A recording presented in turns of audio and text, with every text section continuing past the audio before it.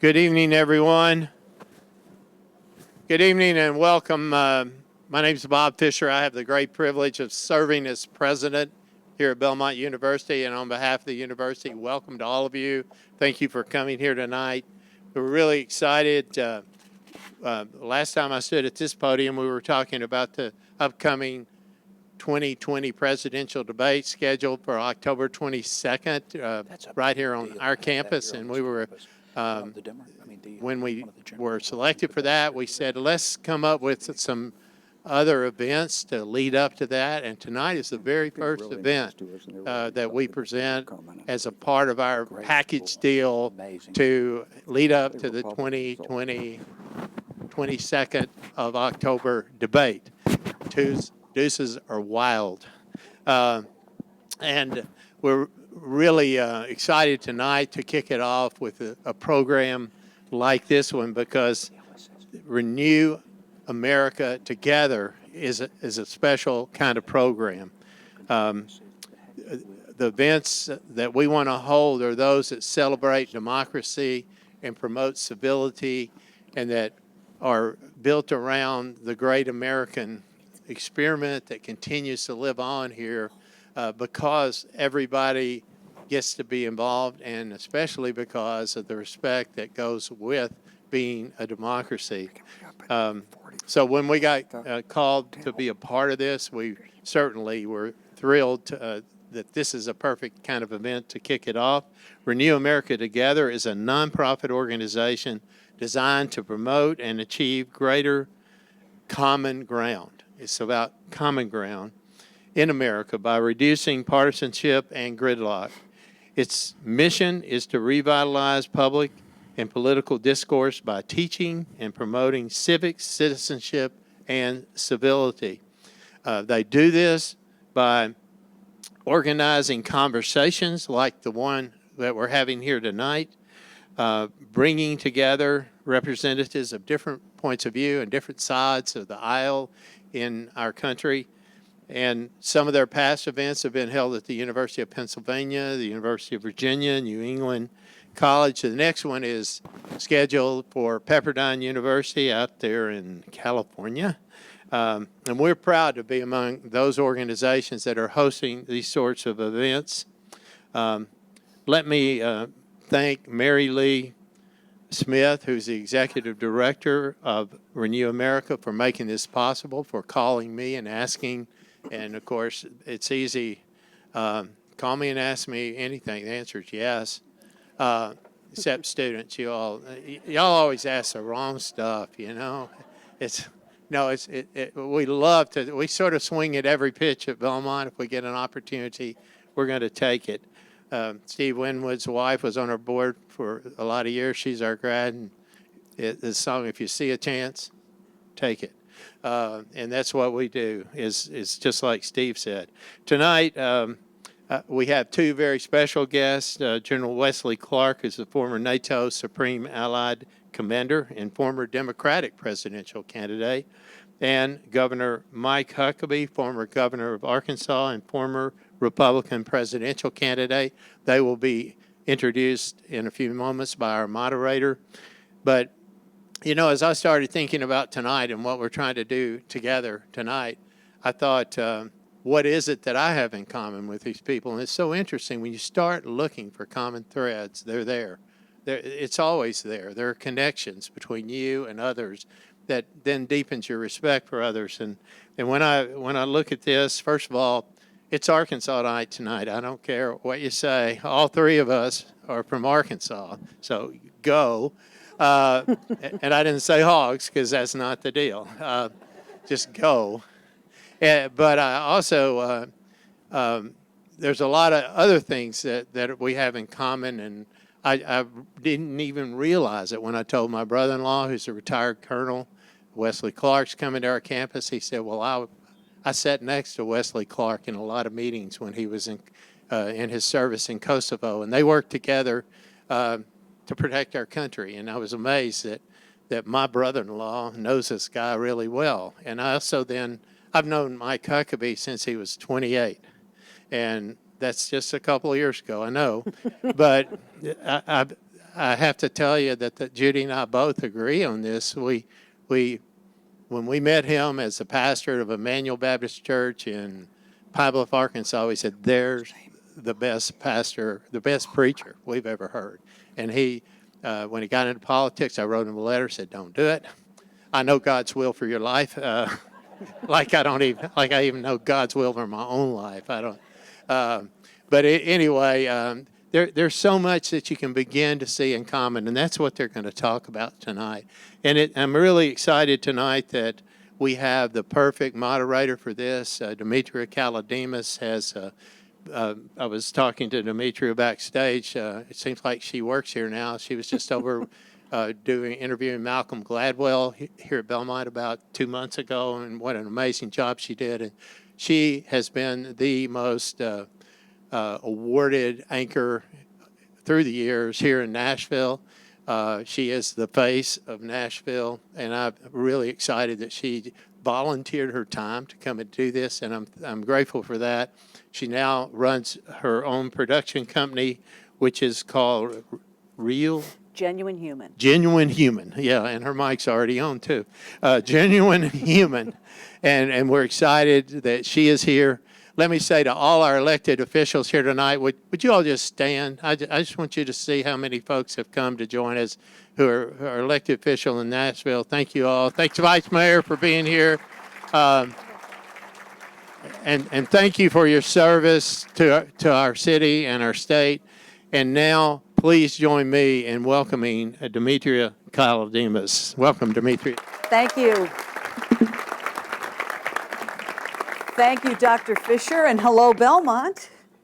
Thanks for spending your Monday night with us. I'm told there's kind of a big game on tonight, but I think we had our football fix Saturday night, huh? Tighten up. All right. I'm going to get started by introducing the founder of Renew America Together, General Wesley Clark. He is a businessman, educator, best-selling author, and commentator.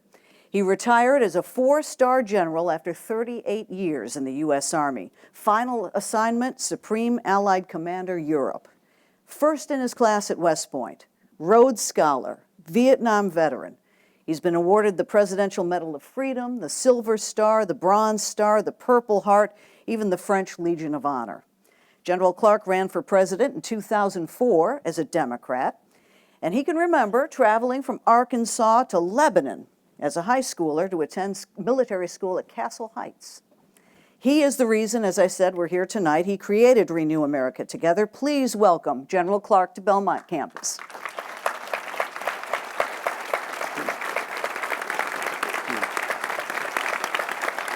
Where do you want me to sit? Right there's good. And these days, Governor Mike Huckabee is a TV star, basically. You can see his talk show, Huckabee, on TBN and Newsmax TV, and also catch him regularly on Fox News as a contributor. Governor Huckabee is a New York Times best-selling author of a dozen books. He was the long-serving 44th governor of Arkansas from 1996 to 2007. In fact, Time magazine named him one of the 5 best American governors. He ran twice for president, General. He got you beat one time. As a Republican in the years 2008. He didn't learn the first time. There you go. 2008 and 2016, we all remember. And not only does he tape his show in Music City, he's known to throw down on his 62 Fender jazz bass and has played with the likes of Leonard Skinner, George Jones, and Willie Nelson. Please welcome Governor Mike Huckabee.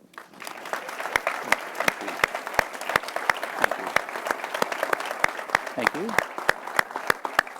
Thank you, Wes. Well, as President Fisher said, we are going to cover a lot of ground tonight and hopefully a lot of common ground. So, General, kick us off. Well, first of all, let me tell you sort of how I think about this event tonight. This is a nonpartisan, ex-politico event. You know, America will only survive with the best educated electorate. Democracy is being challenged today. As I was in Washington in December and I met with the ambassador from Egypt, and he told me, he said, you know, there's another model out there. I said, well, what's that? He said, China. He said, China has done very well at at economic development. It doesn't have big demonstrations. He forgot about Hong Kong. But he said, you know, if you Americans don't like us, the Chinese will, and maybe we'll follow China. So you know, it is about, can we educate? Can we have an educated electorate? Can we make the right choices? Can we prove that democracy is the best system for America in terms of helping us do the best we can for the people that live here? So I thought maybe, you know, we always get old Army officers together. We always get old football coaches on television. They do the commentary. So now you've got some old political people who understand politics. We're not here to raise money. We're not asking for your vote. We're here to sort of tell it like it is. Right, Governor? Something like that, yeah. Something like that. Okay, so when I look at it, here's where I see that we are. So there's American political history goes through various cycles. And we're in our third or fourth major cycle right now. After the Civil War, we went through Reconstruction. And then it took maybe 30, 40 years. We went into the Progressive era, and that took 30 or 40 years. Finally, you know, Roosevelt came in, and he finished the progressive agenda, except for Lyndon Johnson, who finally got Medicare in, and who pushed civil rights and the Voting Act of 1965. And then, after Nixon, people began to look differently at government. Maybe it started with Barry Goldwater. And when Ronald Reagan was elected, that was the third era. That was like, get government off our back, get government out of the economy so much. Anything government does, the private sector can probably do most everything better. And this is the age of Reagan that we're in. And I think we're nearing the end of that age, because you can see the controversy and these passions on the left wing of the Democratic Party from people who they want a change. Do they dominate the Democratic Party? Well, we're going to find out, I guess, if Bernie Sanders becomes the nominee. But clearly that's where the energy is in the Democratic Party. And if you look back at the American record, you find that this is symptomatic of what happens when an era is ending. So there's going to be conflict, there's going to be a push for change, and the question is that we're addressing is America really that divided, or do most Americans see most things mostly alike? And that's what I hope we're going to talk about tonight. So Governor, thank you. What do you think? Do we see things alike? I think we see a lot more things alike than people would have us believe. Unfortunately, we are living in a very balkanized society where people tend to gravitate only toward the voices that agree with them, which is not a healthy thing. In a healthy republic, voices of dissent are not only allowed, but they're welcomed and they're listened to. One of the things that frightened me as much as anything that's happening in our culture today, it's not so much the political polarization, it's the lack of sense of humor that a lot of Americans have when it comes to politics. And folks, I find stuff that's really funny about politics almost every day. I mean, it's cartoonish at times. The other thing that I worry about is the lack of respect for points of view that are different. The First Amendment is a remarkable tool that we have that very few people on this planet enjoy. And if you don't believe the First Amendment is powerful, think about what's happening to the voices of dissent in Iran, who are being shot in cold blood on the street by their own government because they dared to think and to speak differently than they were allowed to. The frightening thing that I'm seeing happen, particularly on college campuses, is somewhat of a closing down of the voices of dissent or difference. And the irony is that it's often done in the name of diversity. There's no diversity. That's uniformity. And the idea that somehow we're supposed to have tolerance becomes a matter of intolerance, where if you see someone, if they wear a cap you don't like, or they support a person you don't particularly agree with, in some cities, they get actually pummeled in the street by it. This ought to frighten every single American, especially college students. General Clark and I grew up in an era where we remember the free speech movement of the 1960s, and places like Berkeley, California, were the centerpiece of the free speech movement. They took over the president's office so that they could have free speech. I'm not suggesting that you do that to Dr. Fisher. I think that's probably a bad idea. And if you do it, I had nothing to do with it. I want to make that very clear. I need a vacation. Yeah, that'd be one way to get it, wouldn't it? But it's frightening to me to see now Berkeley become this place where speakers of only one point of view are allowed onto the campus. It's not that the conservative students lose, all the students lose, and ultimately America loses. This discussion tonight, and I really appreciate and thank General Clark for having the vision of doing what he's doing, is bringing to college campuses people of different backgrounds and points of view, but for the sole purpose of talking not so much about where are we different, but where are we alike. And I was governor in a state at the time which was the most Democratic state in the entire country. 91% of all of our elected officials were Democrat. Now that's totally flipped in the last 20 years, but believe me, going into the state capitol when I first went was no bed of roses. So I had to learn how to work with Democrats for the simple reason that if I didn't, we'd never get anything done. I will say this in the course of the night, but my primary point of hope is this. When people say, is this country ever going to be able to resolve these differences and the meanness and the hostility and get things done? My answer is, I think it could, but here's how I think it happens. It will not happen because Washington leads it. I'm not sure they're capable.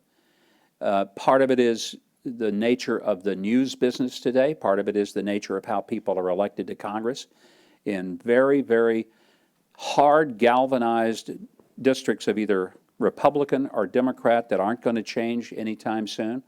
And that's not in the best interest of the country.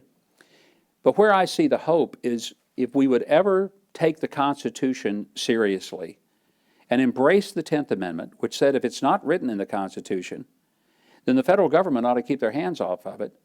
And it ought to be done at the level of the state, the county, or the community. In other words, the best government is the most local government because it's the government that's closest to the people who are being governed and therefore will be more accountable. We get things done at the state level, whether it's Tennessee, Arkansas, or the state of Maine or Washington State. And why do we do it? Because we have to. We got to face the people. And we have to balance the budget by law. Congress doesn't have to balance the budget, and they don't. So they've run up a $23 trillion debt that some of you in this room are going to have to pay for. The General and I will probably long be gone when that really comes due, but there's some things that ought to worry and scare Americans. But I think part of the answer is quit looking to Washington for the solutions. They're not going to have them. But look more to what can happen at the state and local level, where I think the real governing of America takes place and where people work with each other rather than just against each other. Governor, I'm glad you brought up the media and the First Amendment. I was going to save this, but what happens now that a skeptical and critical media is painted as perhaps unpatriotic and press passes are pulled and briefings are shut down? Well, we haven't had a White House press conference, or press briefing in really since your daughter left. And so that's part of this. But you know, what's happening is that politics has always been really tough and really nasty in this country. And I know that it seems like, you know, for every generation we have to discover this all over again. But it really started with Thomas Jefferson and Alexander Hamilton. And they didn't get along. And they ripped George Washington's cabinet apart, kind of broke his heart. He couldn't believe that they couldn't get along. And, you know, Andrew Jackson, great Tennessean in my view, and certainly a great general. And I just really admire his military leadership and what he did at the Battle of New Orleans. And if you haven't really read it, you should read it again because he did some incredible stuff. Jackson was accused of being a bigamist. They ripped him apart. They ripped his wife's reputation apart. It was really nasty. So if you go back and look at these examples in American history, this is not unique. your politics is a competition especially for the White House. It's the most powerful position today in the world. It's a position where things really change. You know, Andrew Jackson called in Sam Houston, and he said, "Sam, go get Texas. Go get Texas." James Polk, another Tennessean, he got Texas, and he got California and the rest of it. I mean, the presidency is an incredibly powerful office.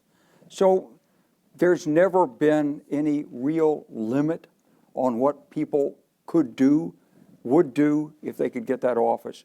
And what we did in this country is, for a while when radio came in, we said the airwaves were public property. And therefore, in order to transmit over the airwaves, why, you have to meet the public interest. And so there was a fairness in media law. And that's what Governor Huckabee and I grew up under, that fairness in media law. People in the news media, on CBS and NBC and ABC, they were very careful to give both sides of the issue. And newspaper and journalism was taught the same way. Now, there was a panel that judged this, and you got demerits if you departed from the fairness doctrine. And in the 1980s, under pressure for cable television was coming in, it was going to be too hard. It was really impossible to maintain the standards, and people looked at it, they threw out the act. And this opened the way for the shock jocks to come in and say outrageous things, and on one side or the other. And you built a following. I remember coming back from NATO, and I hadn't really understood American politics very much when I was in uniform. I'm embarrassed to say I'm all over the world, all over South America and Europe, advertising democracy, but I didn't understand it. I was giving a speech in Palm Beach about 6 months after I retired, and we walked into the Everglades Club, and the woman said to my wife, she said, "Don't you just love Rush Limbaugh?" And I was like, "Who is Rush Limbaugh?" I didn't really get it. He built a huge following on a certain way of communicating. And when I got out of the presidential campaign, people came to me and said, "Would you do this for the left wing?" And I couldn't do it because it's so different. You can't communicate. So there's, it's a long answer, but we've got to have freedom of speech, but you've got to try to look for the other side, but you've got to understand politics is always going to have sharp edges to it because it's about the power to set up courses of action and make decisions. And there will always be two sides to it. And that's just the truth about American politics. So it's what a guy told me when I came back to Little Rock, Raleigh Rimmel.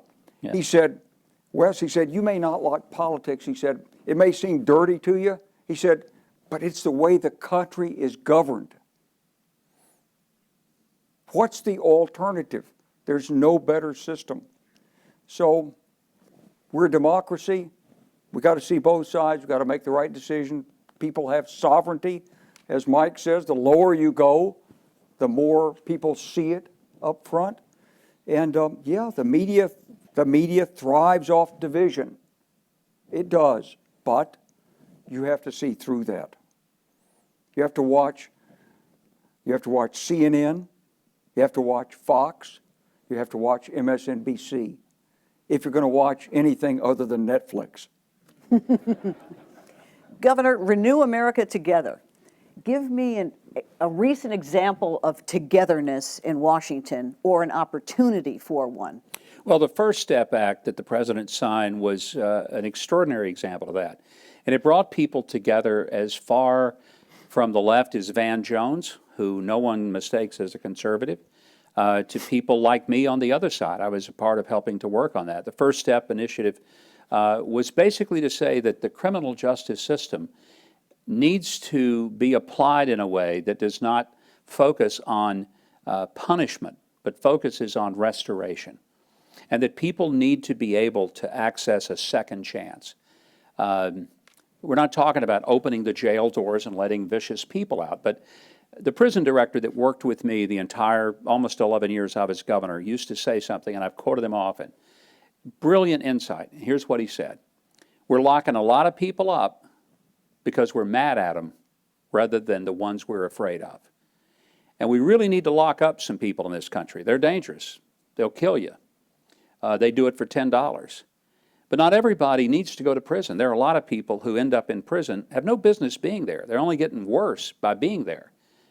And the First Step initiative was a real effort to bring people across the political spectrum to recognize there needs to be reforms, largely from what had been done in the early 90s, which was a noble effort, and people thought it was brilliant. And by the way, I guarantee you, if you made the statement, 3 strikes, you're out, say that at the Rotary Club and you'd get a standing ovation. Everybody thought it was a great idea. Turned out it was a terrible idea, one of the worst public policy moves in probably the last century, for the simple reason that it makes no sense. People commit 3 $500 thefts, they're going to be in prison for life? Seriously? Other people would commit a murder and they do 7 years. And there was no balance. There was no sense of propriety. And plus just the economic cost. The truth is, it costs more money to put a person in prison in any state in this country, Tennessee, Arkansas, doesn't matter where it is, more money to put a person in prison for 1 year than it would to put him in a state university or college and pay full tuition, room and board and books, and give them spending money. Now tell me which one is a better investment. And I realize you can't just say, okay, you committed the crime, we're going to send you over to Belmont. Belmont might be a little more expensive than some of these, but my point is there. This is an incredibly serious economic situation for every American to pay for. And we cannot incarcerate ourselves into a better society. So maybe more than you wanted on that. I want to address one quick thing on the news media. Having been the recipient or the object of a lot of stories, I think the biggest observation I have is this.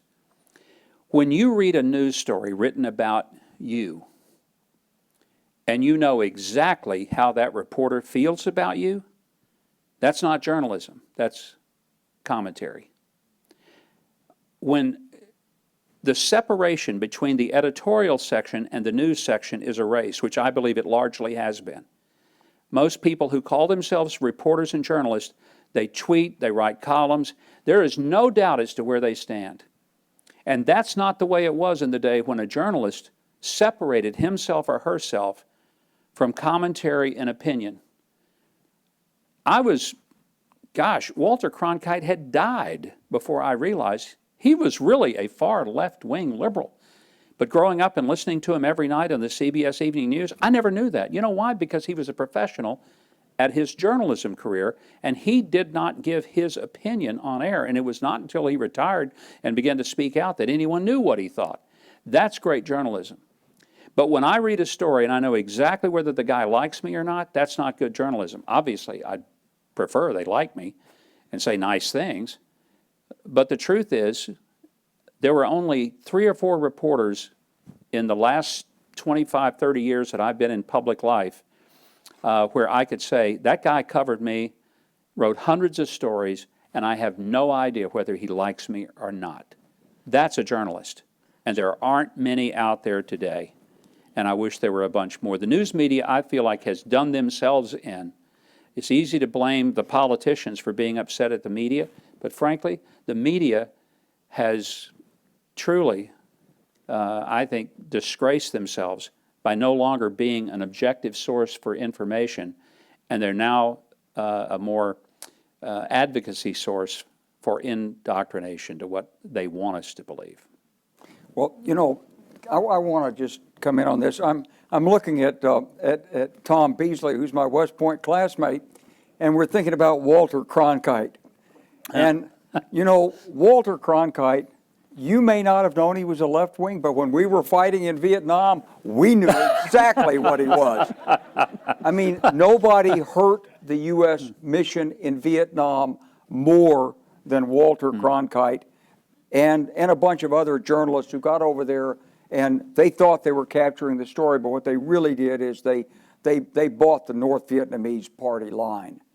And, you know, there is there's been a lot of disinformation in the world for a long time. And Walter Cronkite was one of the guys who bought on it. I know he had a great reputation, and his family's wonderful, and they were always nice to me because I was from the other party, Mike. But I never lost sight of what I was dealing with. But here's the challenge in this. The scientists have done examinations of the brain, and they have looked at partisan news reporting. And if you identify a story as not associated with politics, people can absorb it intellectually. But as soon as you put a political label on it, it goes to a different part of the brain, to the emotional side, so that people are actually watching the news and reading stories to confirm their own convictions or impressions, so that they are emotionally resistant to the dissenting views that the governor was talking about a few minutes ago. It's an emotional thing. It's what I learned running for office, and of course the governor knew this because he's a lot deeper in this politics stuff than I ever was. But I watched Bill Clinton, and he could sort of go out there and he could sort of take your heart and go like this on both sides of it, and he would make you feel like he'd reached your heart. It wasn't about your head. If you look at some of the candidates who are out there now on the Democratic side, like Elizabeth Warren, champion debater. Nobody's got more facts. Nobody has better plans. She wins the debate every time on analysis. But politics is about the heart.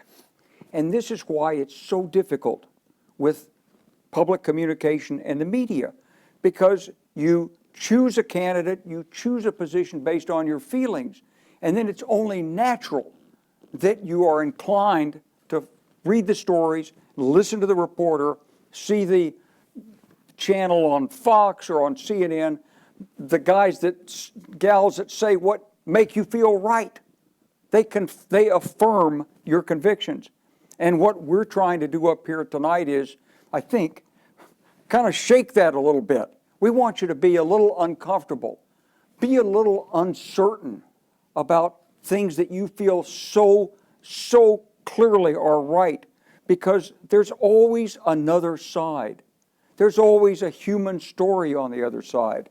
And somehow, to make the right decisions for the country, you as the electorate have to see both sides and the facts on both sides before you come to a conclusion. And you got to keep an open mind. One of the things I learned in the military is don't make decisions until you have to. Don't make unnecessary decisions. Don't close off ideas unless you're required to by the force of circumstances. Keep an open mind. I think that's part of the message that we're trying to convey up here. You can have beliefs, but listen to the other side. Grow with it. General, do you think there's anyone with that heart-touching ability in the Well, I think Mike Democratic Party Huckabee right has now? that heart-touching ability because, and I told all the people who were running for the presidency in 2008 when you were running, and again in 2016 in that campaign, I said, look, you got to understand, he is the best communicator on that stage. He can reach out and touch people's hearts better than any of these other politicians. And I don't want to start naming names, but I know, I watch, you're very, very good. Thank you. I think it comes from, watching Bill Clinton myself, but He's good. But, or maybe it's from coming from the Mid-South, Maybe it's part what Tennessee and Arkansas share. But I think, what's happened is that President Trump has excited so much emotion on both sides that people just respond emotionally. They don't even look at what he's done. People love him, or people say, God, we got to get rid of this guy. And it's like, you got to think about things. I was on CNN last week, and someone asked me about his statement threatening 52 strikes against Iran. And I said, yeah, it probably helps. I didn't realize they were cultural sites. But 52 strikes, yeah. Be very clear when you go into a tit-for-tat situation in foreign policy. Yeah, what you say is important. If he'd said instead, oh, I'm so sorry we killed this guy, please don't hurt us too bad, would that have made a difference in Iran's response? Of course. Of course it would have. They would have been emboldened. What he said, they were not emboldened. They were like, whoa, we got to do something here. We got to make a show of this, but we don't want America to really crack down on us too hard. So it was really hard for a lot of people who are Democrats to hear me say that. They don't like to hear that. And this is an example of what I'm talking about. If we're going to have good government, we got to see past the partisanship. General, just because you're the military man here, what do you make of the controversy over this briefing? And whether... You know, I'm open-minded on it because I haven't seen the intel. If Mark Milley, the chairman of the Joint Chiefs of Staff, said it was an urgent, immediate threat, I'm inclined to go with Mark Milley because I don't think he's going to make that up after a career of but on the other hand, you get under pressure, and when you're new in a job like that, maybe you overstate things. I watched H.R. McMaster make some overstatements in the early days under the President Trump also, and so I regret it. But, you know, it's impossible to say unless you've been briefed by it. I will tell you this, that there was the news says there was a 7-month campaign to target and consider going after Soleimani, and I think that's a good thing. We designated them as a terrorist organization, the Quds Group. There's no question they're a terrorist organization. And he was the leader of it. And more than the leader, he was the guy who put the plans together, stretched everything, and ultimately this comes down to whether the United States is going to stand up and support Israel if Israel is attacked by Iran. And the best thing we can do is prevent that from ever happening so we don't have to get involved in another war over there. So to me, it would be yes, it's a controversy. He didn't have to say there was an immediate threat. The president didn't. He didn't have to say that. But they did. Maybe they overstated it. I don't know. But I haven't seen the intel, so it's a little hard to take a position. Governor Huckabee, impeachment is inevitable. We've got to talk about that subject tonight. Will we see witnesses in the Senate? I'm not sure what they would witness. The House's job was to come up with all of the evidence they had. They put their case together. And then after they submitted it, they decided that maybe they didn't have a very good case. So let's send it to the Senate and see if they can come up with some more stuff. I mean, I think Americans see through this. The impeachment of a president is a very serious thing. It ought to be the most rare kind of action on the part of a Congress. And you would have thought that some of the Democrats would have learned that in 1999 when Bill Clinton was impeached, and they would have realized that the Republicans really messed up by going after him as they did. And there was, at that point, evidence of perjury, lost his law license, paid a fine, or a fee rather, a settlement to one of the plaintiffs. So there was at least some things there. But was impeachment the best way to go? Did more for Bill Clinton than it did for the Republicans.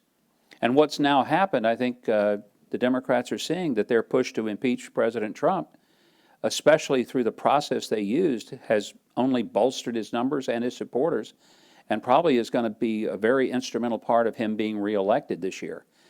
What I fear the most is that if the dissatisfaction of an election result is to destroy the person who was elected, then we will destroy this great republic of ours, and it won't last very long.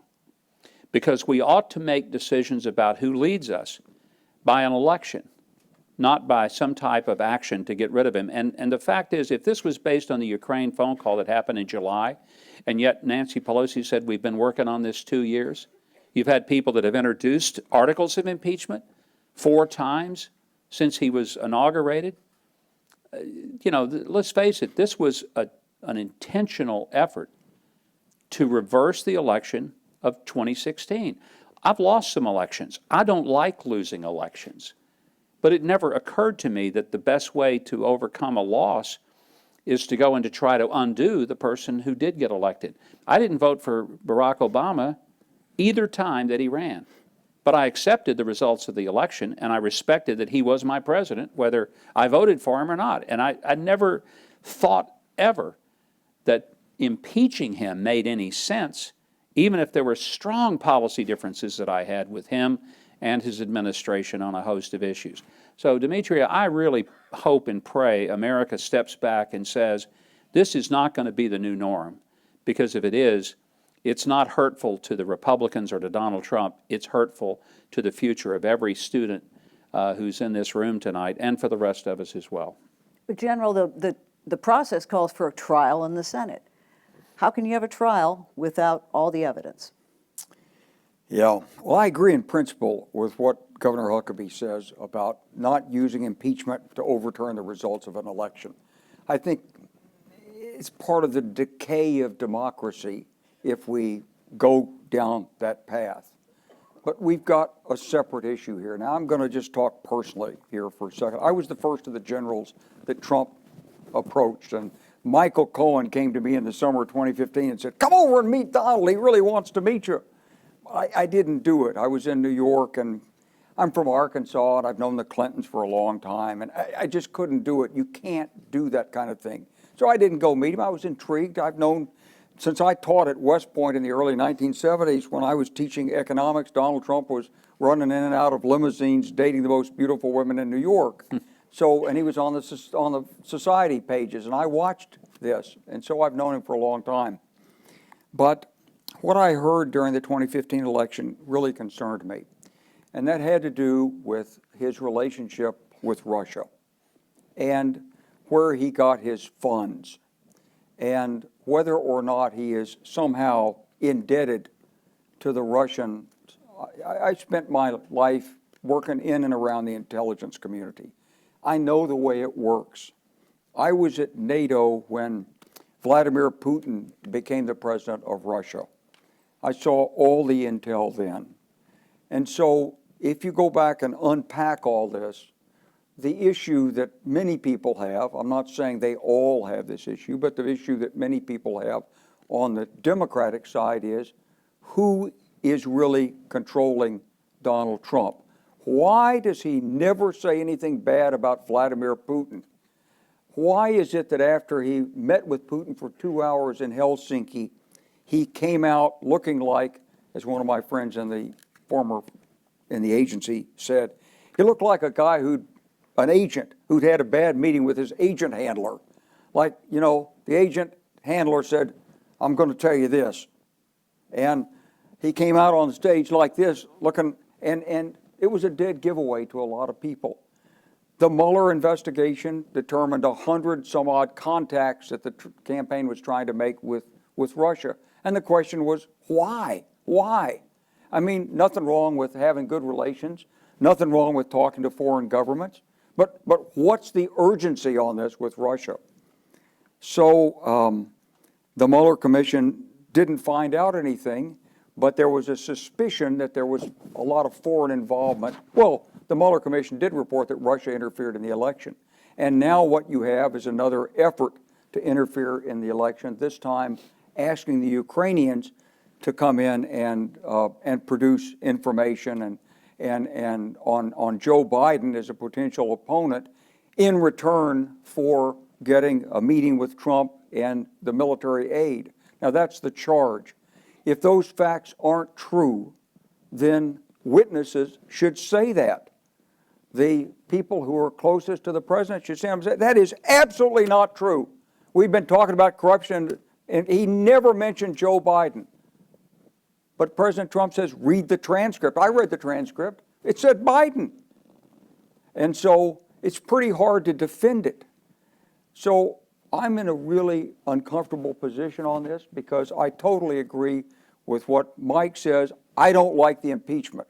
I couldn't stand to watch those House hearings and see that partisanship going forth. It's really destructive for this country. But the real truth is America's so important to the world that the world doesn't trust the American people to make the right decisions in the election. That's the truth. You've got all foreign governments trying to influence this election, not just the Russians, the Israelis, the Saudis, many other I'm sure China wants a certain outcome in these elections. It's what happens when you're the greatest power in the world. You become too big for your britches in the sense of you're not just a democracy worried about health care and jobs anymore, because the person who sits in the White House makes decisions that change the world. So we have to come to terms with this as a nation and learn how to deal with it. And that's really the challenge. And that's what's playing out in this impeachment issue, as to whether or not we're going to be able to have elections that are protected from foreign interference, or whether or not, or are we going to invite the foreigners to come in here with money and influence and change America? That's what I worry about. While we're here, I'm for America first in that respect. while we're on this subject, I want to get to a student question. Katie Nipper, are you in the audience somewhere? Well, Katie talked about conspiracy theories, and some would say that Ukraine's interference is at this point a conspiracy theory. Governor, how does conspiracy theory factor into civil discourse? When should the line be drawn between differing opinions and outright disinformation? Governor Huckabee? The number one thing I would think every American has to now learn is that you must be your own editor of information. There was a time when if you got the newspaper in the morning, the reporter who wrote that story wrote it and took it to a copy editor, then took it to an editorial editor, and took it to the city editor, the state editor. It went through 3 or 4 sets of eyeballs, including the managing editor, before it made page 1. Reporter didn't just type it up and put it on the website immediately, because there was no website. This was pre-internet. And the long process of getting a story to the public for me to read it in the morning went through several people. And the editor's job was to say, where'd you get this information? Who told you this? How many sources do you have? Is that source willing to be on the record? And it was a very different atmosphere. The news media was much more trustworthy because there was a process. Now it's personality driven.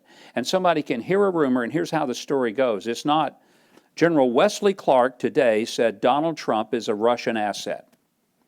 That's an attribution of a quote. He's on the hook for what he said. And now we go to Donald Trump and get his view on it and let him respond. Today it's unnamed sources very close to the White House said today. Well, close to the White House could be the guy who's trimming the grass. He's close to the White House, but there's no evidence of how close. Who is this guy? Is he a holdover from a previous administration who hates President Trump?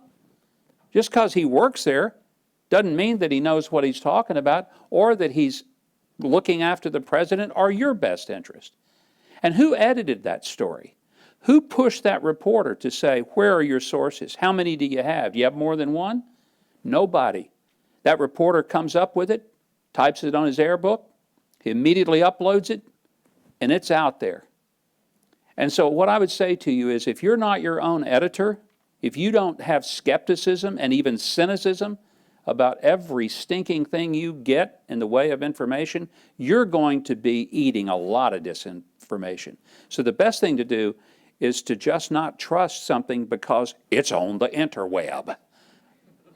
It must be true. And there are a lot of people, if it's online, they just accept that it must be true. Well, don't, because a lot of it is, I will say nicely, bovine droppings.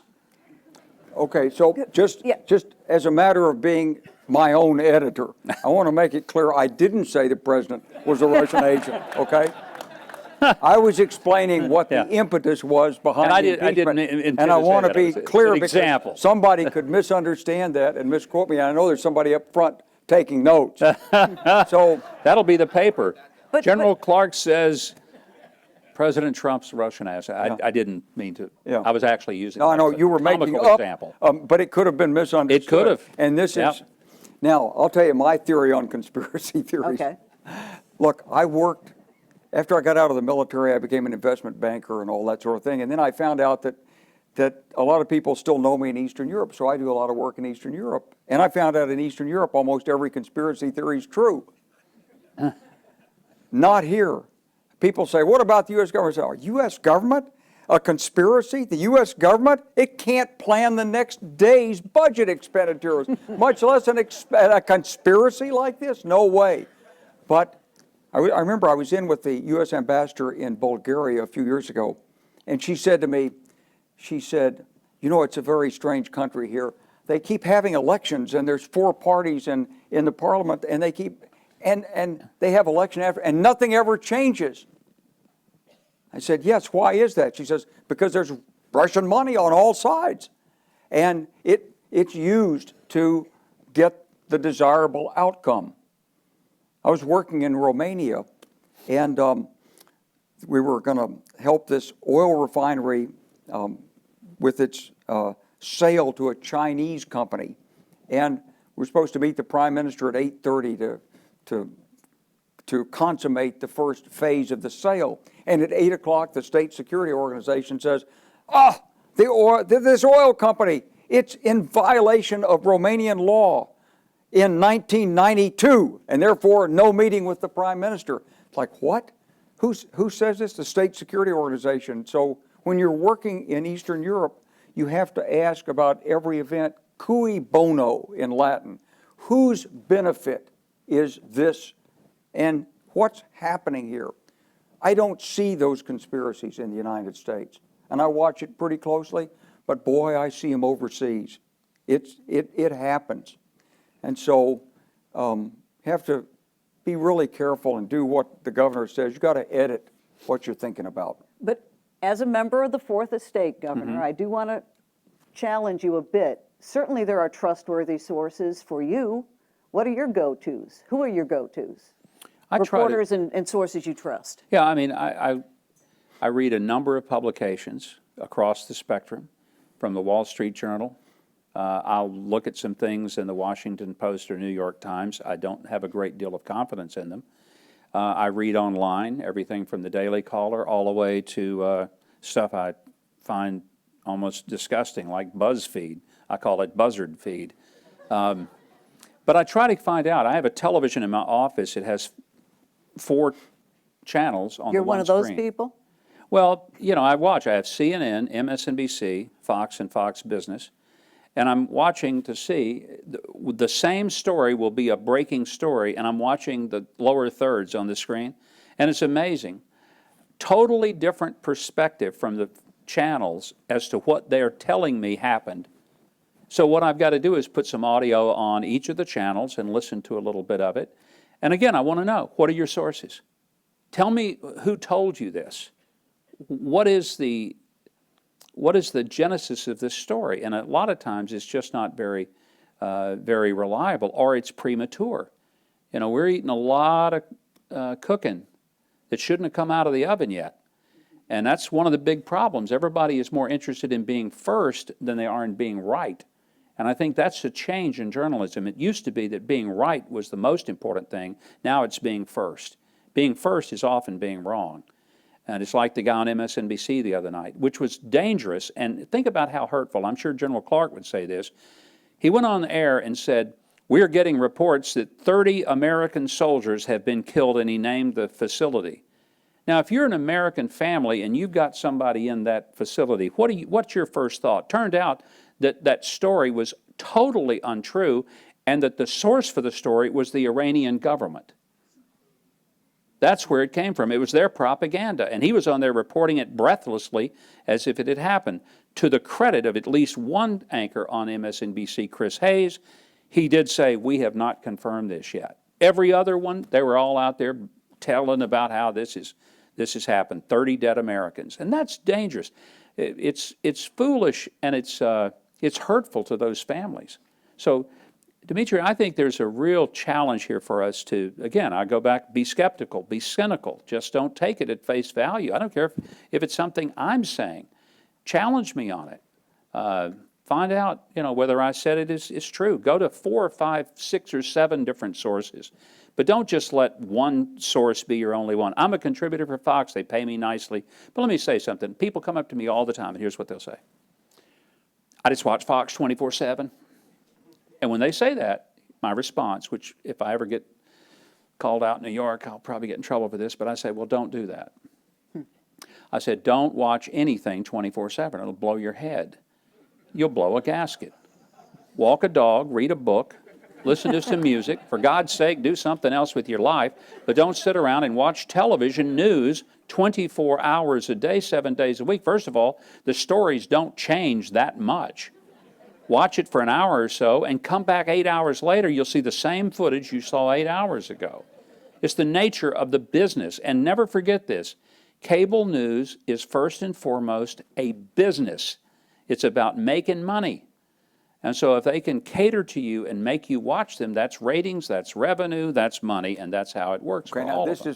This is the point about the emotional appeal of the news.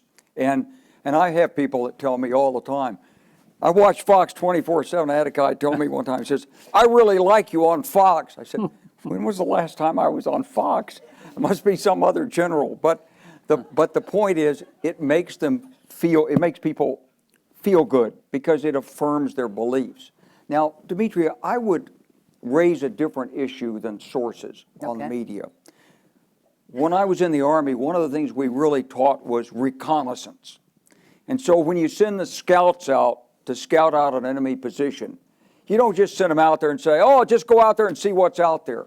No, you give them an idea of what they're looking for, because what they report has certain meaning in the military sense. If they see 2 vehicles and an artillery tube, that's different than seeing 10 artillery tubes. It's different than seeing tanks and radars, and it means different units. And it has different, so you have what's, a template that they were going for. I discovered that journalism is like that mostly reporters know what they're looking for before they go out and start on the story. They have to sell their story to the editor. The editor has to then accept the premise. May not know what they're going to find, but it could be, we're going down to the county jail to see whether the prisoners are being fed properly because there's been a problem with the city budget or county budget. Of course, since we're getting rid of local newspapers, this is going to be a harder story to follow. But it could be the story of we're going to check and see whether the intelligence information is right. We think the president exaggerated on the intelligence information used for the strike. So the whole focus of the story is to get people to say, yeah, I didn't know there were 4 embassies I never saw the 4 embassies thing, and that makes the headlines. So the reporters go out, and this is true whether you're in the New York Times or the Wall Street Journal or USA Today. Reporters, they don't wake up in the morning and say, I think I'll just see what's happening in the world and I'll write a story. It has to be focused. And that's where the editorial bias of the paper impacts and intersects with the news, in my view. Now, there's some news maybe that you have to report it. But when I read newspapers, and I read them on all sides, I find that there's usually an angle in the story that it's driving toward, even if it says both sides. So remember, when you read that story, you got to go beyond the first paragraph, and you got to ask not only for the facts, but what is the story trying to really point out? What's it saying? And now look for a story on the other side, and then you weigh it. Reporters get some of that reconnaissance, though, from whistleblowers. And what happens if the infamous whistleblower now is exposed? Well, he's not really a whistleblower. He does not meet the legal definition of a whistleblower. And if he is a whistleblower, then he needs to come forth and tell what he knows. But this idea that you can just say something about a president of the United States and not be held accountable for it, and not give the person who's being accused the right of due process, the right to face his or her accuser, that's a serious thing in our criminal justice system. God help us when somebody can ruin an entire person's life. The Me Too movement that happened with Brett Kavanaugh, and this happened to a lot of people, but when the Supreme Court hearing was going on, a lot of people thought, well, every woman will believe every accusation against every man. And, my own daughter-in-law and daughter kind of gave me a schooling on this. Here's what they said. I want people to believe my daughter if she ever says someone has done something to her. But both my daughter and daughter-in-law have one daughter, two sons, and they both said independently. But I also want people to believe my sons. And I want the facts to be the determining point. I don't want someone just to make a wild accusation that would ruin either of my sons' lives with no way for them to defend themselves, apart from somebody stepping forward and saying, I was there, here's what I saw, I know it happened, and that it's verified. The essence of our criminal justice system, and we're unique in this, of all the countries in the world, I don't know of anybody that says that you are innocent until you are proven guilty beyond a reasonable doubt. Thank God for that fundamental part. Also, that we do have the right of due process, that we're going to be judged not by the police department even, but we're going to be judged by a jury of our own peers, and that only when we are found guilty beyond a reasonable doubt can we be adjudicated. There's some things that we ought to really thank God for. I don't care if you're on the left or the right.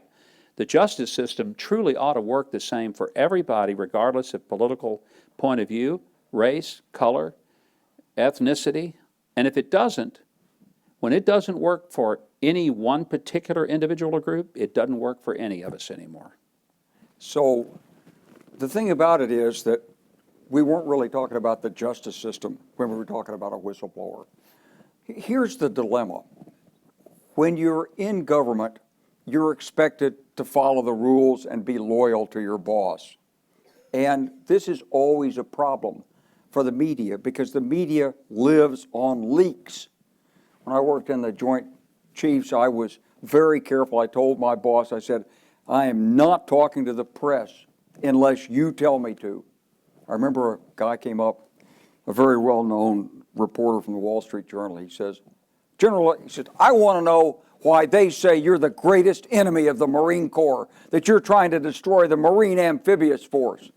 Well, somebody from the Marine Corps must have said that because there was a budget discussion, and I actually wasn't. I like the Marine Corps. Next to the Army, they're closest to my heart.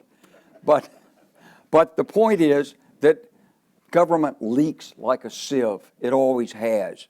And to some extent, we, the citizens, depend on those leaks because otherwise we really wouldn't know what's happening unless there is a decision made. And then you might not know the basis for the decision. So this is the glory of freedom of the press, and it's a real dilemma when you're in government. When Bob Woodward calls you, it goes like this. He said, General, Bob Woodward here.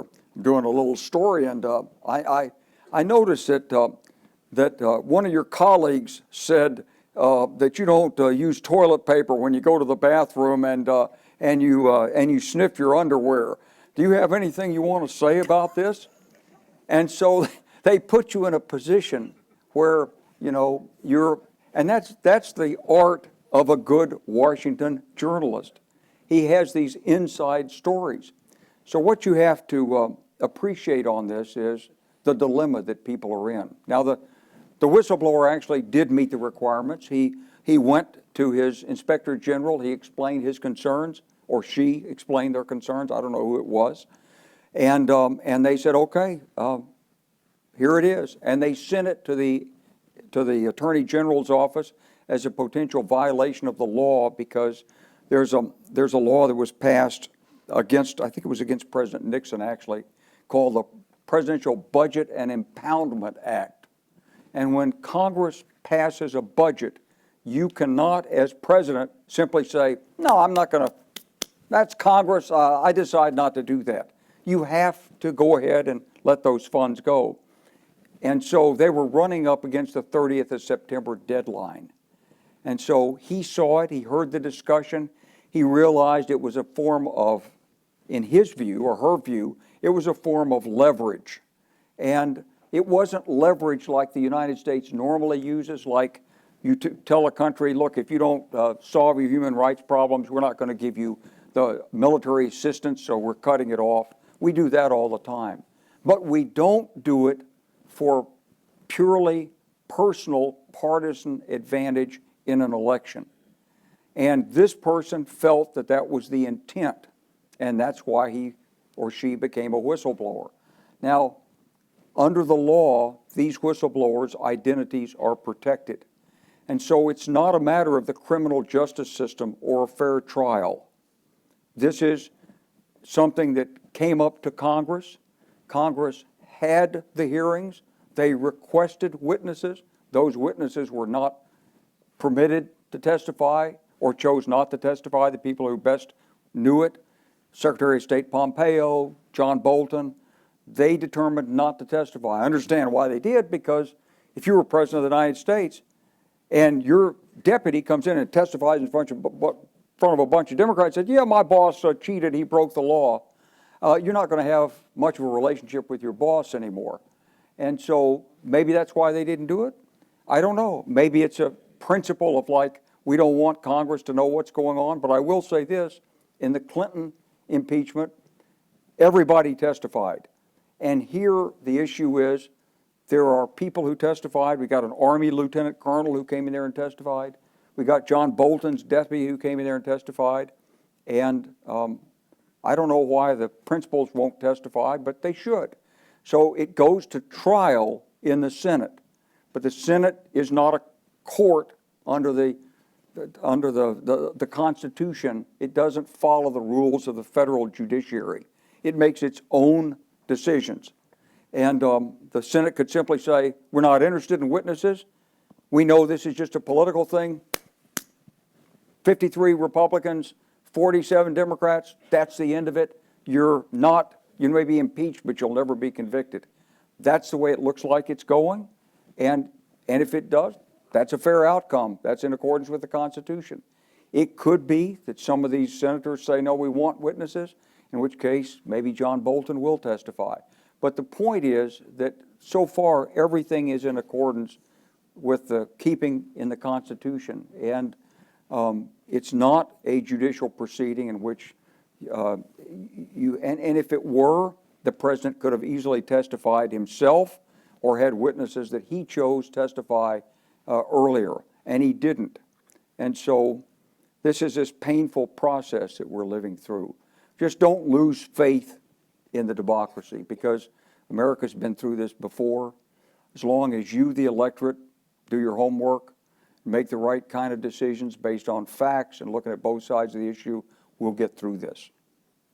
Governor, before I pivot, you want to throw something in here? Well, I just would point out that one of the historic aspects of an impeachment is that it's always been bipartisan. This is the fourth one we've ever had in the 260, 70 years of our republic. And so I think it would be important to remember that there's never been one that was as completely partisan. You might say this one was bipartisan, and then you did have some defecting Democrats, but no Republicans voted. When Clinton was impeached, there were Democrats who voted for his impeachment. When Nixon was on the brink of being impeached, in fact, most of the Republicans voted to proceed with the impeachment. There were very few who didn't, because they felt that the evidence was overwhelming, at least so much as to go forward. And the same thing all the way back to Andrew Johnson. So this is the first time ever in American history where something was done without any cooperation whatsoever, which tells me the information was incredibly weak. Now, maybe you believe, and I'm sure some do, well, the Republicans are just stubborn and they stuck together. Could be. But I think it also would be very demeaning to every single elected Republican to say that in the face of overwhelming evidence, they just stuck to the party. I think there are some Republicans who might do that, but be honest with you, I know a bunch of them. And some of them, they're just not that loyal to Donald Trump. And they just aren't. And if they thought that there was something, they would have. The fact that Nancy Pelosi said we can't take time to go to the courts and get a ruling on the rules of evidence. We've got to do this right now. Remember what a big hurry it was to get this done? And then they got it done, and then she sat on it like a hen sits on an egg for over 3 weeks. For what? Why was it so urgent if suddenly it wasn't urgent? Those are questions that you as an American citizen ought to be asking yourself. Was it truly a purely partisan process, Or was this an American process? And was it urgent? Or did it turn out that it wasn't so urgent? And you had one House trying to tell the other side of Congress how it had to do things. That's unprecedented. The Senate is never going to listen to what the House wants done. I remember even in the state legislature, I was a Republican governor. I had two Democratic bodies in the legislature, Democratic Senate, Democratic House. They used to say that, the Republicans are our opponents, but the people in the House would say the Republicans are our opponents, but the Senate, those are our enemies. And that's how they looked at each other. And it was really the God's truth, and I think that holds up for most of the time in a legislative process. So this notion that she was going to dictate to Mitch McConnell and the Republicans how it had to go down before she released it, that's simply not something she has the constitutional authority to do. I think the thing has been a sham, a complete sham. And it's a shame because the sad thing is it's the country that ultimately suffers, and we should have been passing the USMCA, which puts people to work and puts money in their pockets. We should be working on infrastructure. There are things that this country really could be focused upon, which kind of goes to the heart of what General Clark's vision is, and that's how do we work together? Well, those are things that really would be able to solve genuine problems in this country and be helpful. So, but can I? The clock is ticking, though. I'm I trying know to the get clock's to a ticking, but few look, more. one of the, what the governor is telling you is true. And here's the point. The two parties are very, very different.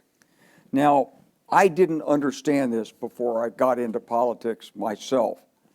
I thought, along with many other people, said, Democrats, Republicans are all about the same thing. But actually, they're not.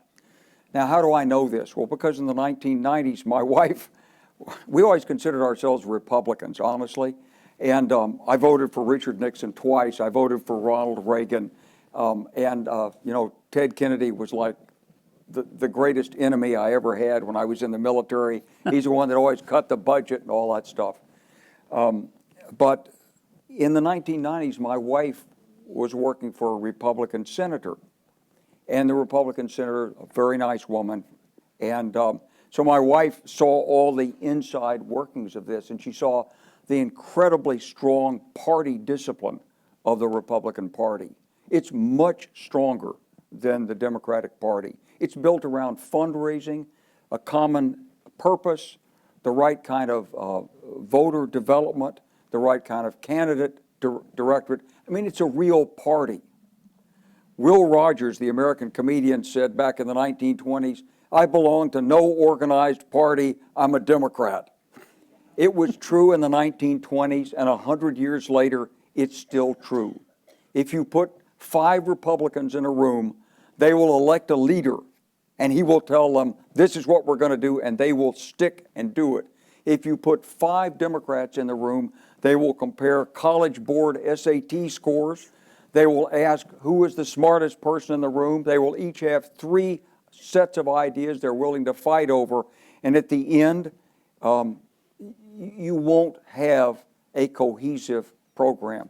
Now, I don't mean to insult the Democrats. So for the Democrats here, if you're that way, I'm sorry. I'm just telling you the truth, okay? The two parties are not the same. So when people come into office, they mostly give up their livelihoods. If they have farms, they keep the farms. If they've got stock, they keep the stock and so forth. And if they got to turn over a lot of their companies and their businesses. So when they get out of office, they want a home. I'll never forget my boss, General Haig, when he was NATO commander, I was his speechwriter. He ran for president. So when I ran, Haig called me. Tom, I want you to know this, okay?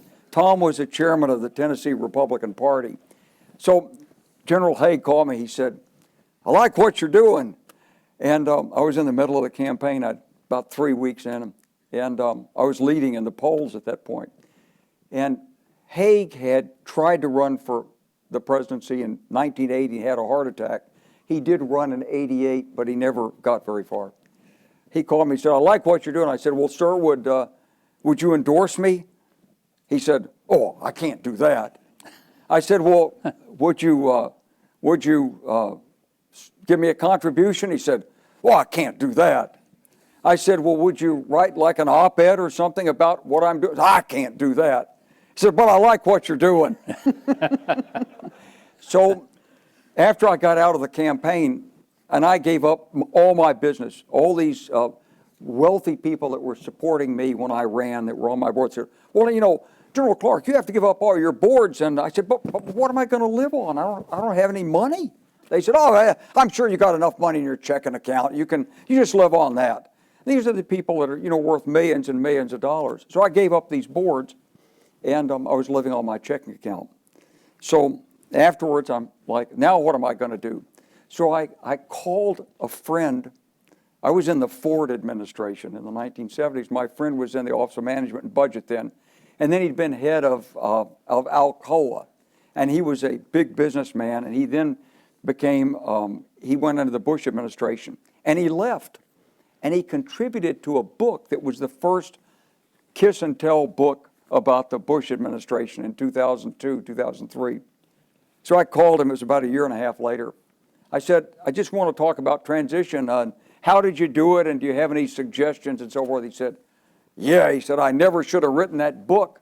He said, none of my friends will speak to me. I couldn't even find a home on Wall Street. No one would give me an office for a year and a half after that. So there's a lot of pressure on people who are in these political parties, and especially in the Republican Party. Democrats, you know, are not businessmen. Democrats are lawyers, teachers, activists. That's the base of the party. Republicans are businessmen, and when they get out, they want to be in business, and they have their colleagues and their associations. So it's a party. These two parties are entirely different.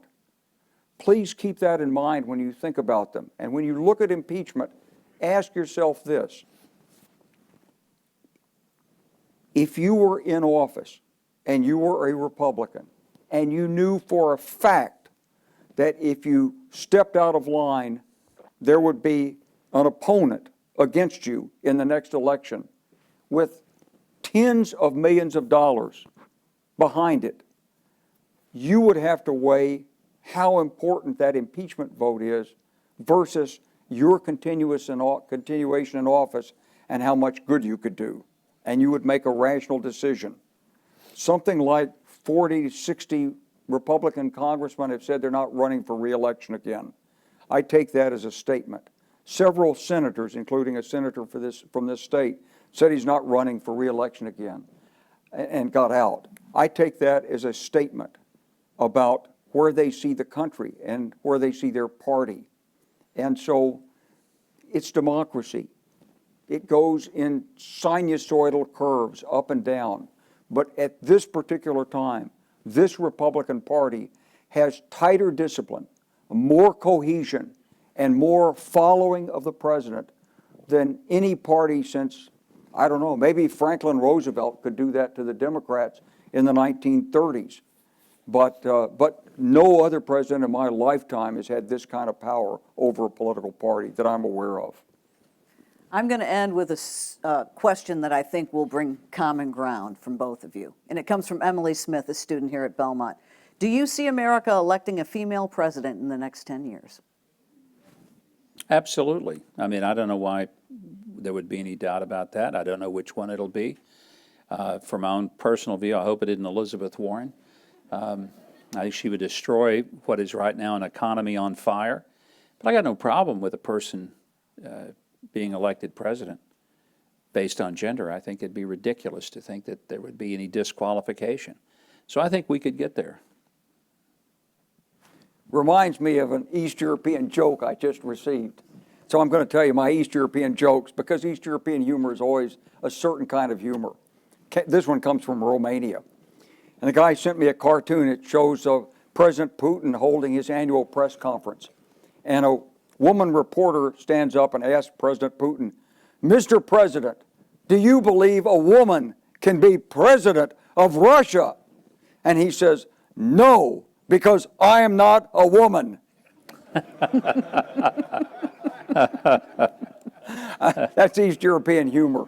But certainly we're going to have a woman as president of the United States. I don't know who. It could be Nikki Haley. I mean, she's a phenomenal communicator, and she's really smart, and she's really played her cards really well from my point of view, and a lot of people like her on both sides of the aisle.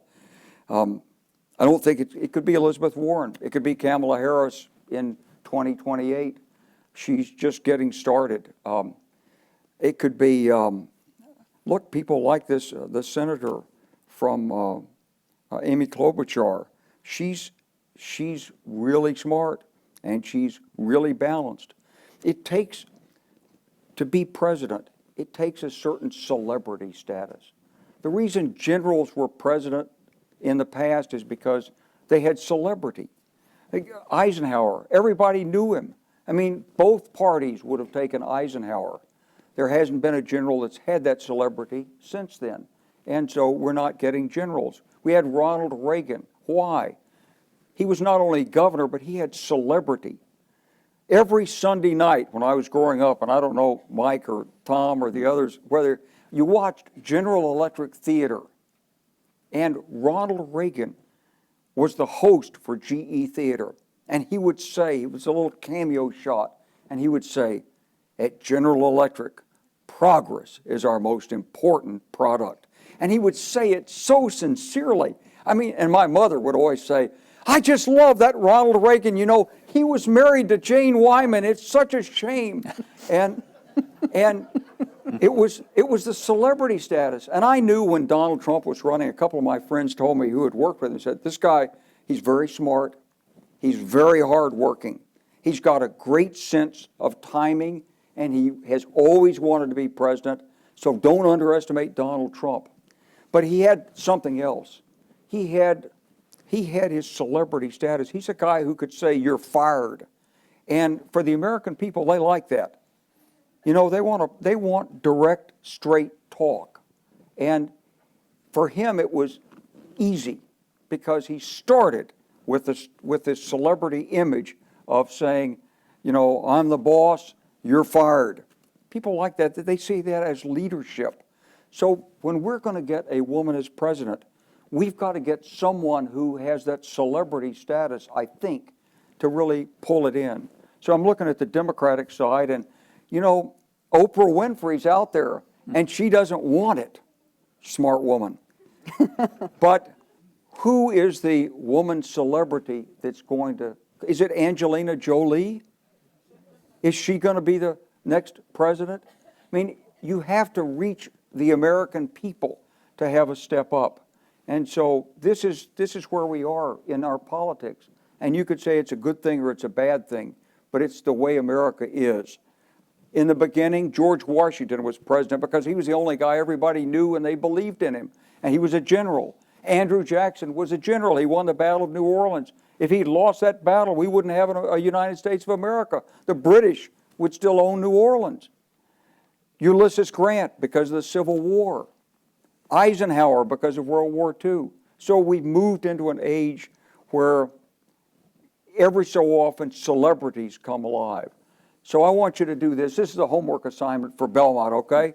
I want you to look at, out there in the media, who are the women who stand out to you, that have leadership, charisma, force of personality, who could stand up on that stage, not against Donald Trump, but to do the kinds of things that Donald Trump can do, to feel what the audience feels, to feel what's out there and resonate with it. That's the talent it's going to take in 21st century America for a woman to become president. Gentlemen, thank you so much for your time and your insight tonight and all the humor, too. We really appreciate it. Thank you very much. Hey, look, we're going to be here. If would people like Mingle? to come down? Yeah. If you all want to come down and talk and socialize or whatever, we'd love to talk to you. I mean, Mike and I have both run for office. Whoops. We're really good at the rope line trick, and we'd love to shake hands. Are selfies allowed? Are selfies allowed? Yeah. Okay, Selfies are allowed. thank you.